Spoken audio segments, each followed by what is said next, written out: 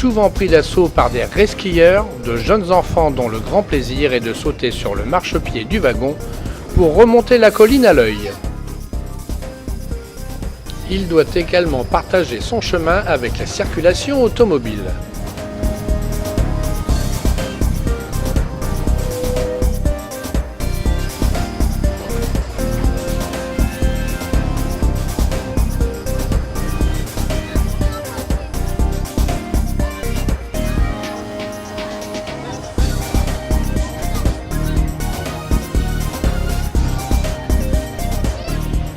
Mais le monde fait parfois des caprices, comme par exemple rentrer directement au dépôt sans passer par le cœur historique. Ce fut mon cas.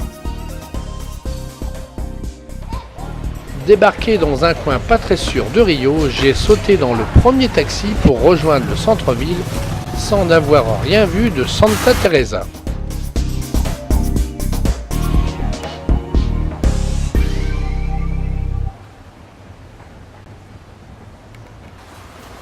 La canicule qui règne en ce moment sur Rio, 40 degrés, fait que je ressens un certain besoin d'air frais. À 70 km de là, Petrópolis, 900 mètres d'altitude au beau milieu de la forêt, c'est l'ancienne résidence d'été des empereurs brésiliens. C'est l'empereur Pierre II qui crée la ville en 1843 en reprenant les travaux commencés par son père. Proprette et bien fleurie, la cité doit son mélange de styles aux communautés italiennes, allemandes et portugaises, établies ici depuis son origine. De somptueux palais et villas bordent les nombreux canaux qui arrosent la ville.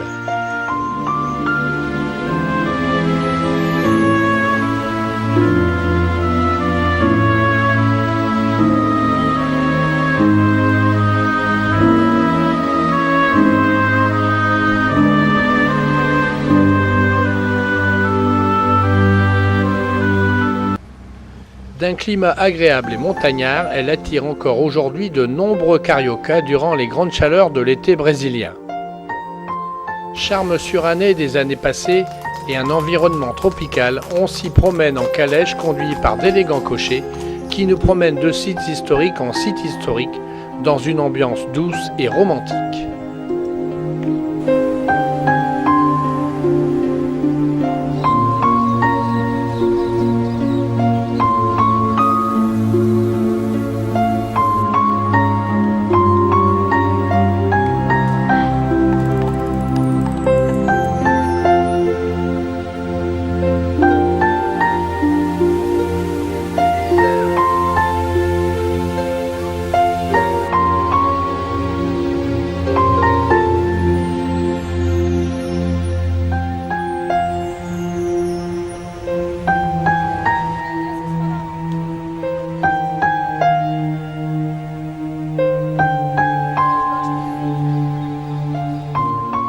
Le palais impérial se visite en chaussons de feutre.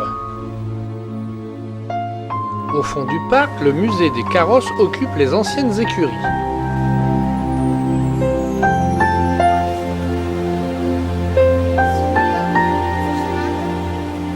Destiné à faire danser ces gens de la cour, le palais de cristal fut importé de France en 1879.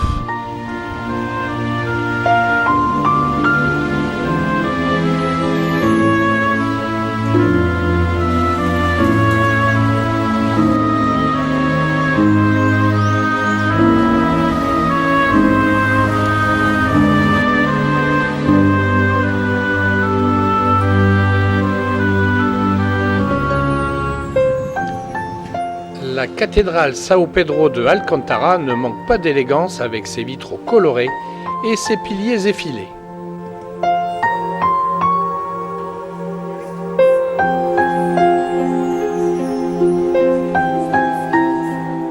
L'empereur Dom Pedro II et son épouse y reposent sous un gisant de marbre.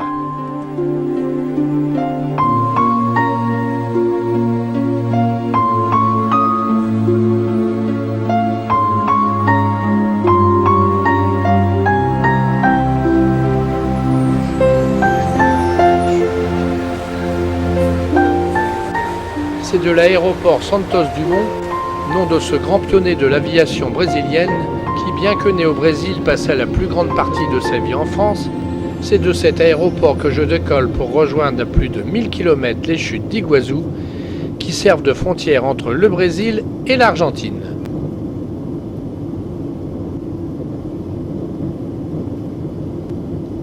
Nous survolons actuellement le Rio Iguazu, qui dans quelques centaines de mètres va s'élargir sur plus de 2,5 km de large et faire un saut spectaculaire de près de 90 mètres.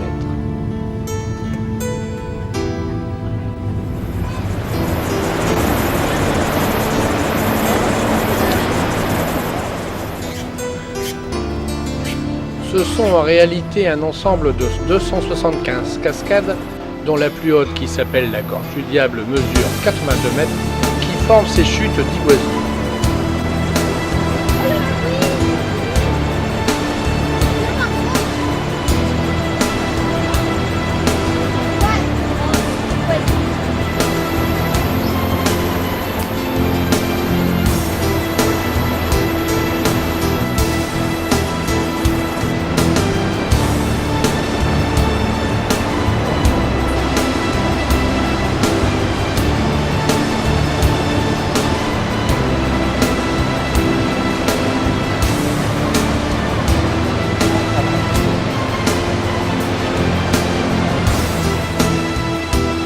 Classée depuis 1984 au patrimoine mondial de l'UNESCO, elle représente, avec les chutes Victoria sur le Zambèze et les chutes du Niagara sur la rivière éponyme, les plus belles chutes d'eau du monde.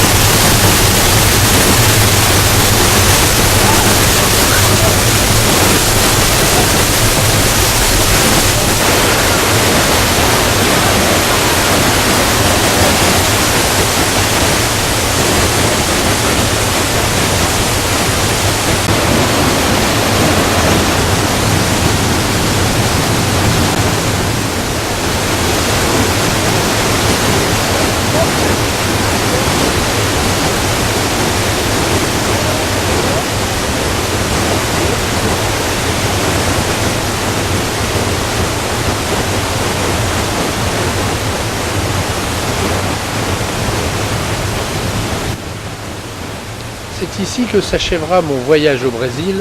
Demain, je rejoindrai l'Argentine.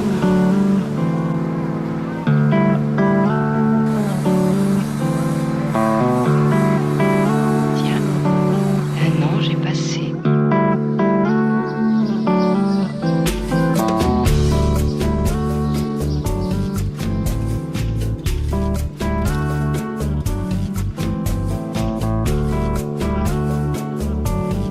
Perdu au fin fond de la campagne argentine et seulement desservi par une piste.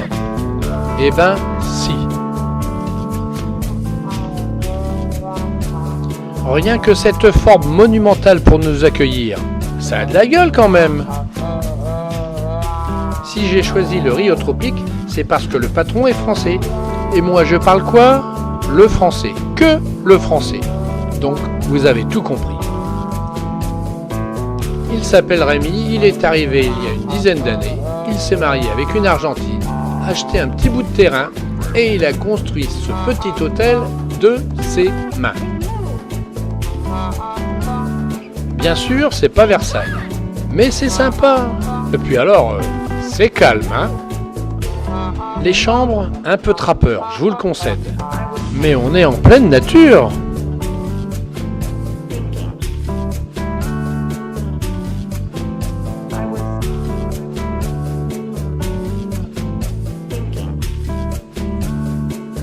Les chutes côté argentin. Ici, on ménage les visiteurs puisqu'un petit train les conduit jusqu'au départ des différents circuits de visite.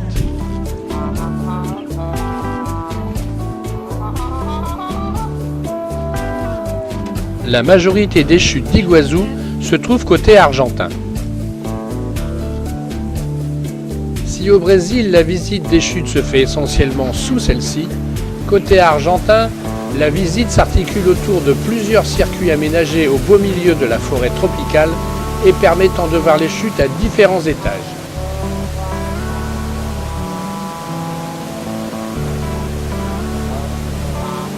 De nombreuses passerelles traversent les différentes branches du fleuve, juste au-dessus avant leur saut dans le grand vide.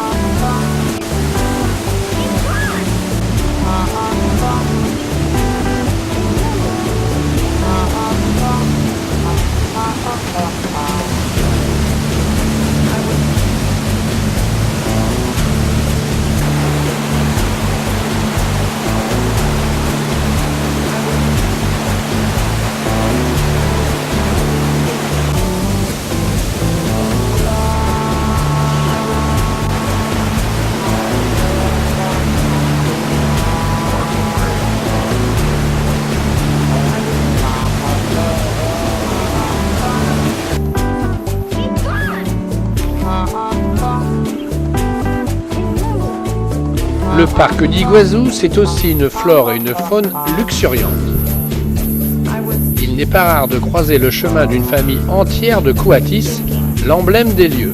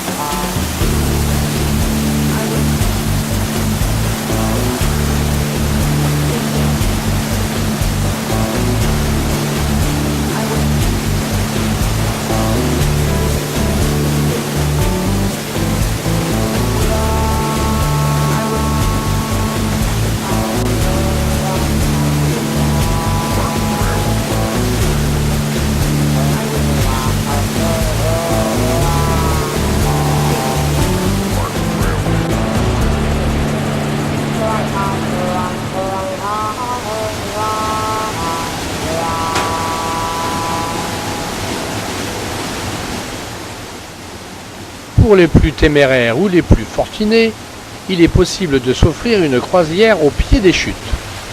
Petite précaution, prévoir une tenue de rechange. Ça vaporise, ça vaporise.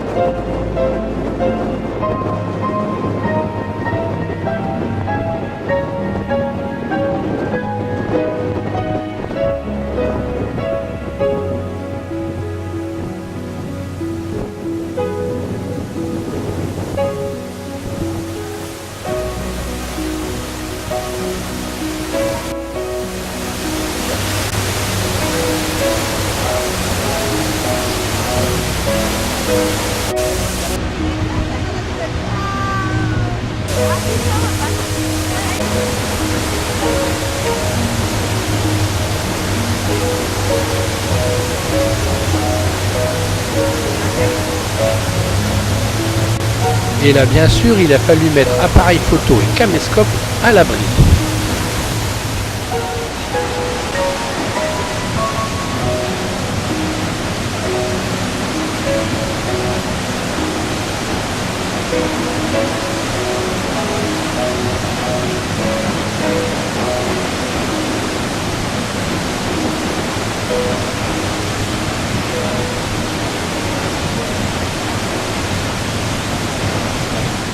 Si vous êtes amateur de petit-déj face à une nature grandiose, cassez votre tirelire et réservez une suite royale au Sheraton Iguazu. L'investissement sera à la hauteur du panorama. Ou le contraire.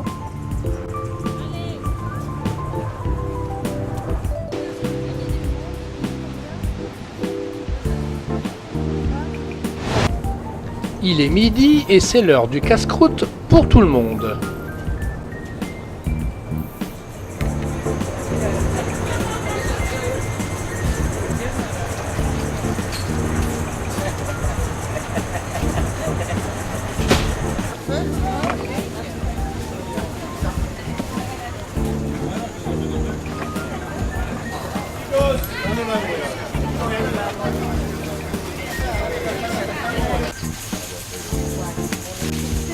Mais reprenons le petit train dit écologique qui nous conduira au